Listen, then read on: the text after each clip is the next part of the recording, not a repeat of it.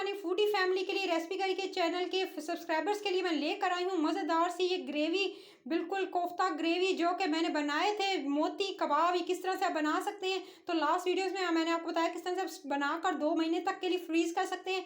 तो आपने उनको बने हुए को आपने जो है लास्ट वीडियो मेरी देख लीजिएगा, मैं लास्ट में भी डाल दूंगी इस वीडियो के एंड में भी कि किस तरह से मैंने ये बनाए थे। तो अब आपको इसकी ग्रेवी सालन बना के दिखाती हूँ किस तरह से करी रेडी करेंगे। तो सबसे पहले आपने एक पैन लेना है, उसके अंदर ढेरों ढेर जो है आपने जो ऑयल डाल देना है, क्योंकि इसे थोड़ा डीप फ्राई करेंगे। उसके अंदर ये कोफ्ते जो बने हुए थे फ्रीजर में फ्रीज कर लिए थे, मैंने बनाकर स्टोर कर लिए थे। तो इसकी रेसिपी मैंने आपको बताया कि मैंने जो है वो लास्ट जो वीडियो जो थी वो इससे रिलेटेड बनाई थी कि किस तरह से आप जो है ये मोती मुट्ठी कबाब बना सकते हैं और इसको फिर जी आप बना सकते हैं और इसके बाद स्टोर कर सकते हैं, और जब दिल चाहे आप इसकी जो है करी बनाइएगा और इसको एंजॉय कीजिएगा। तो इस तरह से आपने जो है इसे हल्की से मीडियम आंच तक, यानी लो टू मीडियम आपने इसको जो अच्छे से जो फ्राई करने है, लाइट गोल्डन सा कलर आ जाएगा गाइस। तो आपने जो है इसको बिल्कुल इसको जो शैलो फ्राई करेंगे, आप इसे डीप फ्राई करेंगे, ठीक है। डीप फ्राई कर लें, शैलो फ्राई कर लें, आपकी अपनी मर्जी है। इसको जो बस लाइट गोल्डन कलर देना है, ठीक है। साइड टर्न कर लीजिएगा और अच्छे से आपने इसको जी एक तरफ कुक करके फिर बटर पेपर पर निकाल कर इसको एक तरफ रख लीजिएगा जब ये अच्छे से लाइट गोल्डन हो जाए। मीनवाइल ग्रेवी तैयार करने के लिए आपने आधा कप तेल लेना है, ठीक है। तेल के अंदर आपने जो है पिसी हुई प्याज जो है वो तकरीबन आधा कप जो है पिसी हुई प्याज इसके अंदर ऐड कर देनी है, ठीक है। आपने जो है प्याज जो है वो चॉप्ड नहीं होनी चाहिए, क्योंकि इसके अंदर नहीं अच्छी लगती ग्रेवी के अंदर। जब भी आप कोफ्ता या कबाब या किसी भी आप जो है वो इस तरह से ग्रेवी रेडी करने जा रहे हैं, गोला कबाब हो गया या आप सीख कबाब हो गया, उनकी ग्रेवी रेडी करते हैं, तो आप कभी भी ऐसे मत डालिएगा। आप जो है प्याज हमेशा जो है इसके अंदर पिसी भी डालें। तो जी प्याज जो है अच्छे से कुक हो रही है, जब भी प्याज का कलर लाइट गोल्डन हो जाएगा तो उसके बाद जो है आपने इसको जो पानी ड्राई होने तक वेट करना है, और उसके बाद इसके अंदर अदरक लहसुन का पेस्ट 1 टेबलस्पून भरकर इसके अंदर शामिल कर देना है। 1 टेबलस्पून आपने अदरक लहसुन का पेस्ट शामिल कर दिया, ठीक है। उसके बाद अदरक लहसुन का पेस्ट शामिल करके इसको मज़ीद 1 से 2 मिनट आपने अच्छे से पकाना है, और ताकि जो है वो अच्छा सा जो कुक हो जाए और अच्छे सी खुशबू आ जाए और इसका कच्चापन चला जाए। तो जब तक प्याज और अदरक लहसुन का पेस्ट जो है बिल्कुल हल्की आंच में पका रही हूँ, क्योंकि जलाना नहीं है। प्याज और अदरक लहसुन का पेस्ट जब भी आप पकाएंगे इस तरह से तो इस हल्की आंच में पकाएंगे, क्योंकि ये जलने का इसका जो है वो अंदेशा आता है। तब आपने इसको अच्छे से कुक कर लेना है। ये दे सकते हैं बिल्कुल लाइट गोल्डन कलर का इसका कलर आ गया था। उसके बाद जो है वो आपने क्या करना है, जैसे ही अच्छे से जो है इसका कलर चेंज होगा आप इसके अंदर सीजनिंग ऐड कर देंगे। सीजनिंग पहले से याद रहे कि कोफ्ते में अच्छे खासे मसाले शामिल किए हुए हैं, तो आपने जो है इसमें थोड़े कम रखने हैं, इतने रखेगा जितने आप जो खाना पसंद करते हैं। आपने इसमें हल्दी पाउडर 1 टीस्पून, उसके साथ धनिया पाउडर आपने 1 टीस्पून भरकर इसके अंदर ऐड कर देना है। उसके साथ आपने इसके अंदर जो है वो लाल मिर्च जो है वो देगी, वो आपने 1 टीस्पून इसके अंदर ऐड कर देनी है। देगी मिर्च आपने ऐड करने के बाद गैस इसके अंदर कुटी हुई लाल मिर्च सिर्फ और सिर्फ हाफ टी स्पून इसके अंदर ऐड कर देंगे, और उसके बाद हाफ टी स्पून कुटी हुई लाल मिर्च ऐड करने के बाद गाइस इसके अंदर आपने ऐड करना है, आप याद रखें आपने कोफ्तों में अगर नमक ज़्यादा रखा है तो आप जो है ग्रेवी में कम रखेंगे। तो इसके अंदर जो है मैं तकरीबन जो है चख लूँगी, बाद में मैंने हस्बे जायका इसके अंदर नमक ऐड किया है। नमक ऐड करने के बाद फिर आपने इसको अच्छे से मिक्स करना है और मिसाले को 1 से 2 मिनट जो है वो अच्छे से कुक करना है, और इसी तरह से हल्की आंच पे जो है आपने मिसाले को पकने देना है ताकि मिसाला आपका जले नहीं। तो आपने इन मिसालों को अच्छे से कुक कर लेना है ताकि इसकी अच्छे से जो है वो की भुनाई हो जाए। आपने मिसालों को कुक करने के लिए छोड़ देना। ये दे सकते हैं अच्छे से मिसाले जो है वो जो प्याज और उसका अदरक लहसुन का पेस्ट था उसी के साथ जो है कुक हो रहे हैं। 1 से 2 मिनट अच्छे से कुक होने देंगे और वेट करेंगे। जब मिसाला अच्छे से दे सकते हैं क्या खूबसूरत कलर आया है, जैसे इस तरह का कलर आएगा तो आपने जो है वो माशाल्लाह से इस देख सकते हैं हर तरफ खुशबू फैल गई है, इतनी अच्छी खुशबू आ रही है।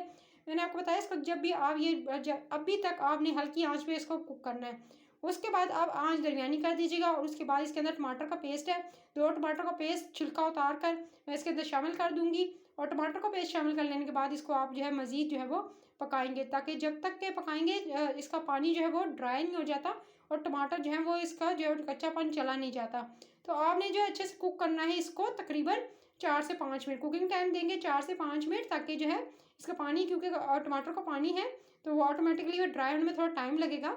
तो इसको 4 से 5 मिनट आपने कुक होने देना है। जैसे ही तेल ऊपर आएगा और टमाटर की ग्रेवी अच्छी सी इस तरह से मसाला रेडी हो जाएगा, तो आपने इसके अंदर क्या करना है गाइस, अब आपने दही ऐड करनी है हल्की आंच करके। आपने जो दही ऐड की है वो तकरीबन आधा कप के करीब इसके अंदर जो है वो दही जाएगी। फ्रेश दही है जी, आपने इसके अंदर ऐड कर लेने के बाद इसको अच्छे से आप मिक्स करेंगे ताकि गुठलियाँ ना बने, आपने जो है वो लम्स ना बने इसके अंदर, क्योंकि फट जाती है दही अगर आप तेज़ आंच पे डालते हैं। तो आपने नॉर्मली आपने क्या करना है, जब भी दही का इस्तेमाल करना है सालन में, करी में, तो आपने हल्की आंच रखनी है। दही ज़्यादा इस्तेमाल करेंगे तो खट्टापन सालन में आ जाता है।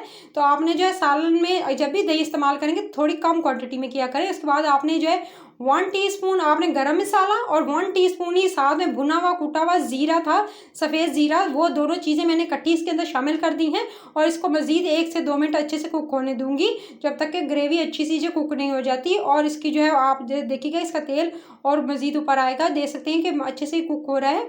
तो आपने 1 से 2 मिनट अच्छे से कुक करना है मसाले को, और 1 से 2 मिनट कुक करने के बाद गाइस फिर आप देख सकते हैं अच्छे से जो कुक हो गया है। और माशाल्लाह से क्या खूबसूरत जो है वो बिल्कुल एकदम जो है अच्छे से परफेक्ट, जो वाला परफेक्ट कह सकते हैं आपने, जो मसाला है वो रेडी हो चुका है कबाबों का। तो आपने इसे क्या करना है, जो रेडी आपने तले हुए कबाब थे वो इसके अंदर शामिल कर देने हैं। ठीक है जी, आप इसे कह सकते हैं मोती कबाब, गोला कबाब, आप बॉल कबाब कह सकते हैं, आप कोफ्ता कह सकते हैं, डिफरेंट तरह के हैं, बहुत मज़े के हैं। आप लास्ट वीडियो जाकर ज़रूर देखिएगा, और लास्ट में इस वीडियो के मैं डाल दूंगी, तो आप जो है टाइटल पर क्लिक कीजिएगा और आपको जो है रेसिपी मिल जाएगी।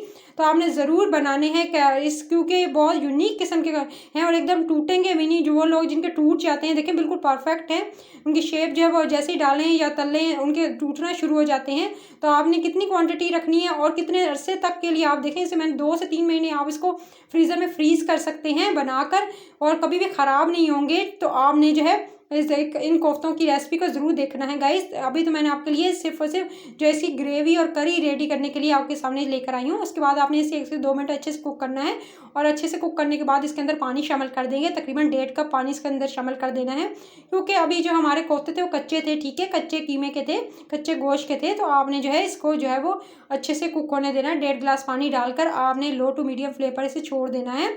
और गाइस याद रहे कि आप इसमें नमक चेक कर लीजिएगा कि नमक की क्वांटिटी जो है वो ज़्यादा या कम ना हो, तो अब आप देख लीजिएगा। और इसके बाद जो है आपने ढक्कन लगाकर इसको छोड़ देना है जब तक कि हमारे अच्छे से सॉफ्ट नहीं हो जाते कोफ्ते। जी देख सकते हैं बिल्कुल पानी रिड्यूस हो चुका था, थोड़ा रह चुका था, कोफ्ते अच्छे से गल चुके थे, फूल चुके थे। तो अब आपने जो है इसको ये देख सकते हैं अच्छे से परफेक्ट रेडी हो चुके हैं, गल चुके हैं। तो आपने इसको जो है उतार लेना है। उतारने के बाद इसको किसी सर्विंग डिश में आप निकाल लेंगे। ठीक है, सारे कोफ्ते के सर्विंग डिश में निकालेंगे। जब तेल ऊपर आ जाए तभी आप जो है इसको जो है वो अच्छे से जो है वो इसके बाद जो है वो इसको उतारिएगा चूल्हे से। और उसके बाद जो है गरम गरम इसको जो है मज़ेदार नान, जो है नान की रेसिपी भी मैं लेकर आऊँगी इंशाल्लाह, आपके साथ शेयर करूँगी किस तरह से आप जो है परफेक्ट नान घर में बना सकते हैं, वो भी तवे पर। तो तंदूरी नान की रेसिपी तवे पर किस तरह से बनाई जाती है तो वो आपके साथ शेयर करूँगी। तो आप घर में इसे ज़रूर बनाइएगा, तंदूरी नान के साथ इसे एंजॉय कीजिएगा, चावलों के साथ खा सकते हैं। तो आपने क्या करना है, इसको जो अच्छे से सर्व करना है, और सर्व करने के बाद प्लेट में अच्छी सी डिश में प्लेट में इसको जो है डिनर में सर्व कीजिएगा। दावतें हैं तो वीकेंड पर वैसे बना सकते हैं, दावतों में इसे जो है पेश कर सकते हैं अपने मेहमानों को, और आप इसे एंजॉय कर सकते हैं इसको चपाती के साथ, नान के साथ। तो अगर रेसिपी पसंद आई है तो लाइक करना है, शेयर करना है, बेल आइकन को प्रेस करना है, ताकि जो भी नई वीडियो आती है, डेली आती है, उसकी नोटिफिकेशन आपको जल्दी से मिल सके, और आप भी मज़े मज़े खाने अपने घर में बना सकें, उसको एंजॉय कर सकें। तो आपने लाइक ज़्यादा से ज़्यादा करना है, और वीडियो को लाइक करने के साथ आपने जो है चैनल को सब्सक्राइब करते हुए इसको शेयर भी ज़्यादा से ज़्यादा लोग करना है, ज़्यादा से ज़्यादा लोगों को शेयर कीजिएगा। एंड में इसके ऊपर धनिया, थोड़ा सा आपने फ्रेश कोरिएंडर ऐड करना है, और फ्रेश कोरिएंडर ऐड करने के साथ ही आपने थोड़ी सी हरी मिर्चें है उनका भी टच दे देना है ऊपर से।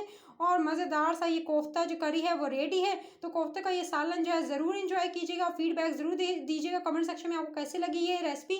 तो आपने जो है मज़ेदार से ये कोफ्ता करी जो है वो ज़रूर बनाने हैं, और इसको एंजॉय करना है आपने अपने मेहमानों के साथ, घर वालों के साथ। तो आपने इसको ज़रूर बनाकर जो है फीडबैक दीजिएगा, और अपना बहुत सारा ख्याल रखिएगा। टिल देन नेक्स्ट वीडियो आपसे इजाज़त लूँगी। अल्लाह ने के बान, टेक केयर।